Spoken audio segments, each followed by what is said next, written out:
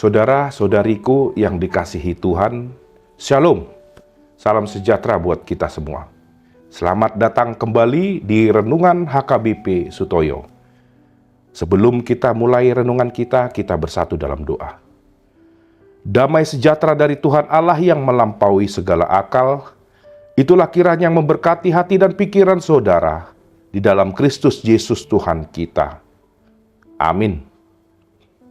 Firman Tuhan yang ingin menyapa kita melalui renungan hari ini diambil dari kitab Matius 7 ayat ke-25. Demikian firman Tuhan. Kemudian turunlah hujan dan datanglah banjir.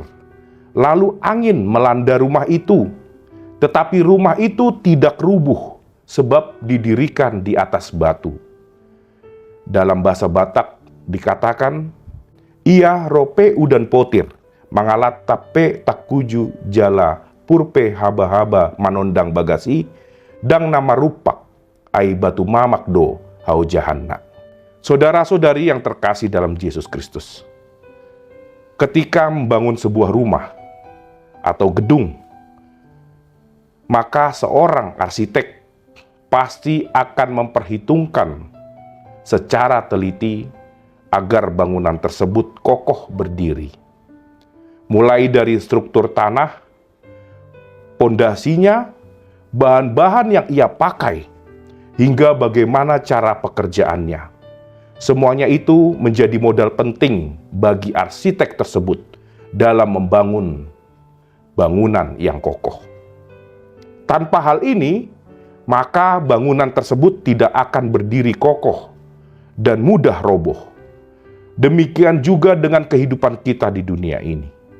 Selayaknya seperti bangunan yang harus berdiri kokoh. Inilah juga yang dikatakan Yesus melalui firman Tuhan kita pada hari ini. Saudara-saudari yang terkasih, dalam perumpamaannya ini mengenai kehidupan manusia di dunia ini, Yesus mengumpamakan manusia selayaknya bangunan yang berdiri di atas tanah. Kokohnya berdiri sebuah bangunan dimulai dari pondasinya.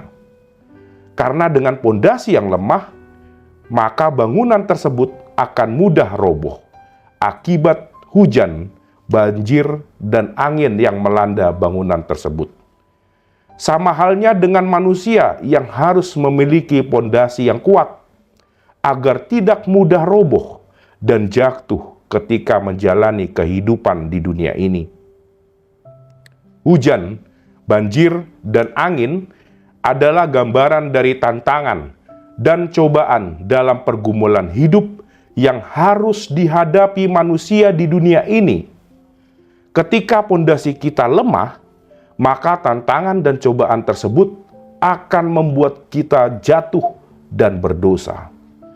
Derasnya tantangan hidup harus membuat manusia mempersiapkan diri, memperkuat pondasinya.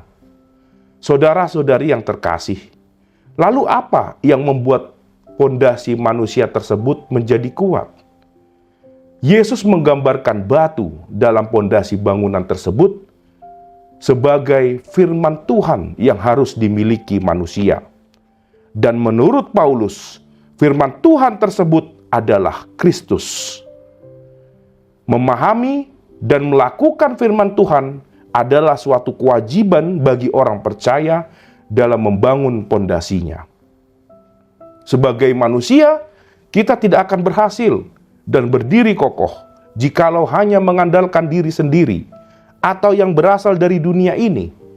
Badai cobaan yang akan dihadapi manusia dalam menjalani hidupnya pasti akan menjadikan manusia itu goyah dan bimbang, dan bahkan akan terbawa arus oleh pengaruh-pengaruh dunia ini.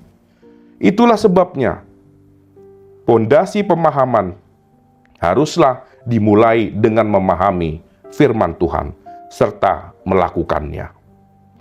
Karena kunci keberhasilan sebagai orang percaya adalah iman dan pengharapan kita kepada Yesus Kristus, Sang Juru Selamat.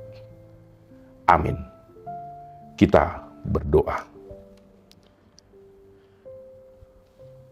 Bapa kami yang di sorga, kami mengucapkan terima kasih atas firman-Mu yang boleh kami dengar pada hari ini. Kiranya dengan firman-Mu ini, kami semakin termotivasi dalam memperkuat dan membangun pondasi kami sebagai orang percaya. Berkatilah aktivitas kami selanjutnya, agar kami mampu dan bersuka cita dalam menjalani hari-hari kami yang penuh dengan tantangan dan cobaan. Terima kasih Tuhan, di dalam Kristus Yesus kami berdoa dan mengucap syukur. Amin. Terima kasih telah menonton channel ini. Kepada Bapak, Ibu, Saudara-saudari sekalian, selamat beraktivitas kembali, salam sehat, Tuhan Yesus memberkati kita semua.